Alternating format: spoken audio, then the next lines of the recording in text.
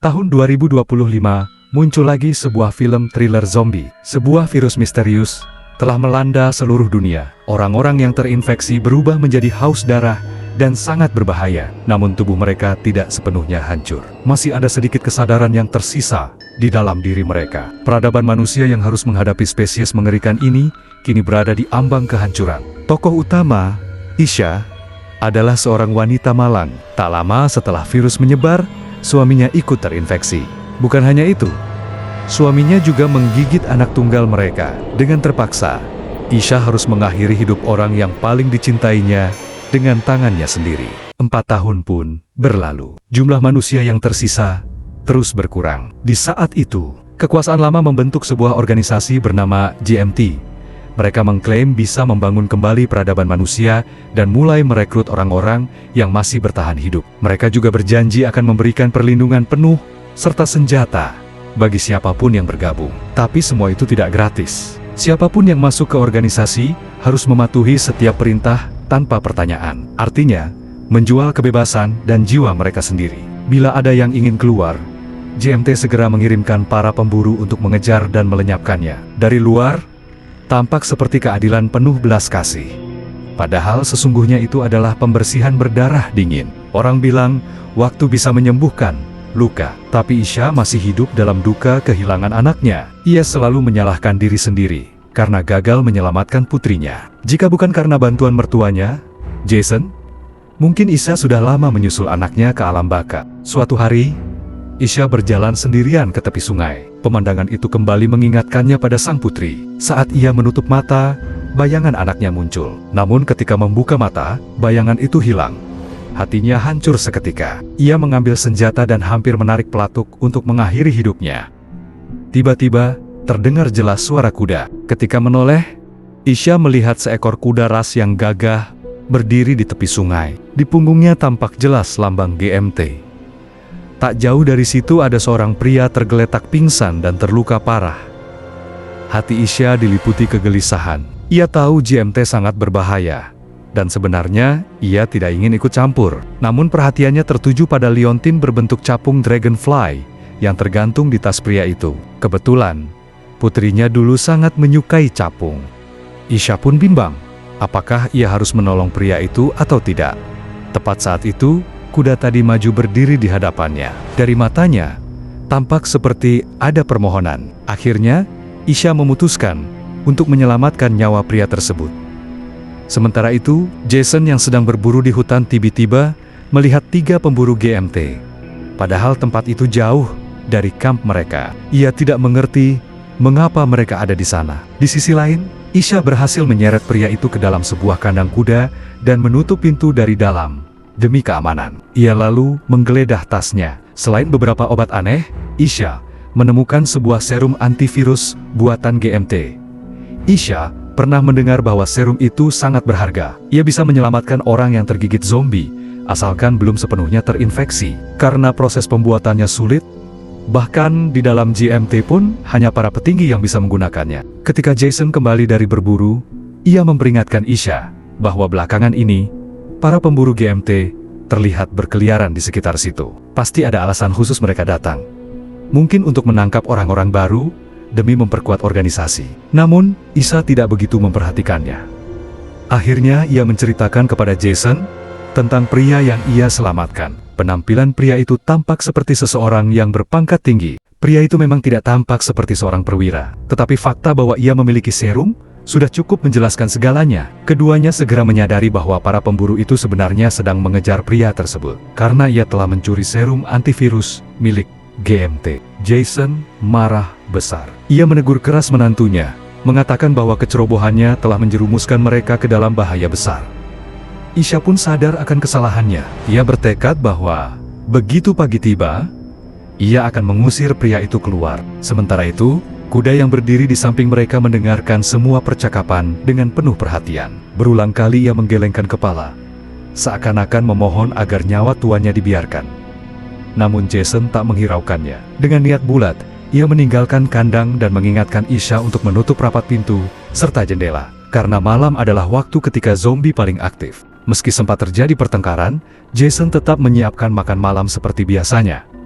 kini berburu kian sulit. Seharian penuh, ia hanya mendapatkan 2 ekor kelinci liar. Namun Isha sama sekali tidak menghargai hasil buruan itu. Sebaliknya, ia malah bersungut-sungut. Kenapa masih bertahan hidup, padahal anakmu sudah tiada, pikirnya. Ia bahkan tidak menyentuh makanan sedikit pun, lalu bangkit dan masuk ke kamarnya. Di sana, ia mengambil boneka kesayangan putrinya dan kembali larut dalam kenangan masa lalu. Tanpa disadari, malam sudah larut. Namun mata Isha tak kunjung terpejam. Akhirnya, ia bangkit dan berjalan seorang diri menuju kandang, ingin memastikan kondisi pria yang terluka itu. Sesampainya di sana, ia mendapati bahwa pria itu sudah terjaga sejak lama. Tiba-tiba terdengar suara tajam dari luar, mirip pedang yang menyeret tanah. Pria itu segera memberi isyarat agar Isha diam. Rupanya seekor zombie sedang berkeliaran di luar kandang. Mereka sepakat menunggu dengan tenang, berharap zombie itu pergi dengan sendirinya. Tetapi kuda itu ketakutan dan mengeluarkan suara. Zombie langsung menyerbu ke arah pintu. Beruntung pria itu sigap. Ia meraih gagang pintu dan menahannya kuat-kuat. Isha mencoba membantu, namun zombie berhasil mencekiknya. Dalam detik-detik genting, pria itu mengambil senapan panjang dan menarik pelatuk. Setelah memastikan zombie itu kabur, ia segera menanyakan di mana tasnya. Isha membawanya ke ruang utama. Begitu pria itu melihat serum antivirus masih aman, ia merasa lega. Ia kemudian memperkenalkan diri. Namanya Ro atau Rory. Rory ternyata bukan bagian dari GMT. Sebenarnya, anaknya sendiri telah terinfeksi akibat gigitan zombie. Karena itu, ia menyelinap masuk ke camp GMT dengan berpura-pura, lalu mencuri serum berharga tersebut. Meski tindakannya salah, itu adalah satu-satunya cara untuk menyelamatkan anaknya. Sebab ia tahu, orang-orang GMT yang egois tak akan pernah membuang-buang obat semahal itu untuk rakyat biasa. Mendengar kisahnya, Isha langsung bisa merasakan kepedihan Rory. Ia teringat, seandainya putrinya dulu mendapat serum itu tepat waktu, mungkin hidupnya akan jauh berbeda sekarang. Rory segera membalut lukanya sendiri dan bersikeras harus segera pergi, karena sudah 2 hari sejak anaknya tergigit. Serum itu harus sampai sebelum anaknya benar-benar berubah. Namun Isha dengan tenang menahannya. Ia berkata, "Malam adalah waktunya zombie berkeliaran. Jika kau pergi sekarang, kau tak akan pernah lagi melihat anakmu." Akhirnya, Rory setuju untuk menunggu hingga pagi. Tapi keduanya tak menyadari bahwa para pemburu GMT sebenarnya sudah mengikuti jejak mereka sampai ke rumah. Keesokan paginya, Jason yang selalu waspada mendapati Rory berada di ruang utama. Isha buru-buru menjelaskan segalanya. Jason bukan orang bodoh. Ia memahami alasan Rory. Ia hanya menyarankan agar Rory segera pergi secepat mungkin. Rory mengangguk setuju. Tetapi tiba-tiba tubuhnya melemah, dan ia jatuh ke lantai. Jason yang sudah melihat lukanya sejak kemarin, segera mengerti. Darahnya telah membeku, menyumbat saluran pernapasan. Satu-satunya cara adalah dengan membuat sayatan di dadanya. Begitu jarum ditusukkan, kondisi Rory membaik cukup cepat. Namun kini sudah jelas, ia harus segera berangkat di jalan membawanya pergi. Memang sulit. Isha sangat gelisah. Ia takut bila terlambat, anak Ro tidak bisa tertolong. Sebenarnya, perempuan itu sedang melampiaskan rasa bersalah karena gagal menyelamatkan putrinya sendiri kepada anak kecil itu. Jason segera menyadari isi hati menantunya. Dengan suara serius ia berkata, "Jika kau benar-benar ingin menyelamatkan anak itu, maka pergilah tanpa ragu. Mungkin inilah tujuan hidupmu." Belum sempat mereka melangkah, tiba-tiba sirena berbunyi. Rupanya para pemburu GMT sudah sampai di depan pintu mereka. Jason segera membangunkan Rory yang tertidur lelap dan memerintahkan Isha untuk segera membawanya pergi dengan menunggang kuda. Ia sendiri akan tetap tinggal untuk menahan para pemburu. Setelah perpisahan singkat, Jason melengkapi dirinya dengan senjata dan keluar dengan penuh wibawa, berpura-pura bahwa wilayah itu adalah miliknya. Namun, pemimpin pemburu berkata, "Sejak dunia hancur, semua wilayah adalah milik GMT. Kami yang masih menjaga tatanan dunia." Sebenarnya Jason hanya ingin mengulur waktu lewat percakapan. Namun ia tidak tahu bahwa para pemburu juga licik. Diam-diam, mereka sudah mengirim orang lewat pintu belakang. Sementara itu, Rory merasakan ada seseorang mendekat. Ia segera bersembunyi di balik pintu. Begitu salah satu pemburu masuk, Rory menghantamnya keras dengan tongkat. Sebelum pemburu itu sempat menekan pelatuk, peluru terlepas begitu saja. Tembakan itu menjadi awal dari pertempuran sengit. Sayangnya, Jason gagal membunuh pemimpin pemburu dengan serangan pertama. Justru ia sendiri yang jatuh ke dalam bahaya. Akhirnya, sendirian melawan 4 orang, Jason tertangkap dan ditembak mati. Namun pengorbanannya tidak sia-sia, Karena berkat itu, Isha dan Rory berhasil melarikan diri. Seorang pemburu wanita yang menyaksikan pemimpinnya membunuh seorang lelaki tua dengan kejam, akhirnya sadar akan kebenaran GMT. Organisasi itu bukanlah pelindung, melainkan sindikat kejahatan yang menindas orang lain. Ia pun memutuskan untuk keluar dari misi pengejaran tersebut. Pemimpin pemburu murka. Namun demi menjaga persatuan tim, ia tidak membunuhnya sesuai aturan organisasi. Dengan marah, ia malah bergegas mengejar Rory sendiri. Di sisi lain, Rory dan Isha sudah mencapai tepi hutan. Jalan di depan tidak cocok lagi untuk kuda. Rory berniat berpisah dengan Isha. Namun melihat kondisi Rory yang masih terluka, Isha bersikeras untuk setidaknya mengantarnya pulang dengan selamat. Sambil berjalan, ia membuka kisah tentang putrinya yang telah tiada, menekankan bahwa ia membantu Rory bukan demi dirinya, melainkan untuk menghapus rasa bersalahnya sendiri. Akhirnya, Rory mengalah. Ia mengeluarkan sebuah botol obat kecil dari saku dan berkata, "Ini." Tetapi tiba-tiba suara tembakan menggema. Pemimpin pemburu ternyata sudah berhasil menyusul mereka. Rory segera menarik Isha untuk berlari. Sang pemburu mengikuti perlahan, menguntit mereka. Rory tahu, seseorang harus tinggal untuk menahannya. Karena itu, ia menyerahkan serum kepada Isha, berpesan agar apapun yang terjadi, serum itu harus sampai ke rumahnya. Ia bahkan menghafalkan alamat secara rinci kepada Isha. Isha mengambil tas dan berlari menembus lebatnya hutan. Sementara Rory memainkan kartu terakhirnya. Ia mengeluarkan suntikan adrenalin senjata rahasia yang selama ini disembunyikannya. Begitu obat bekerja, tubuh Rory yang lemah kembali bertenaga. Pertarungan berdarah antara Rory dan pemimpin pemburu pun meletus.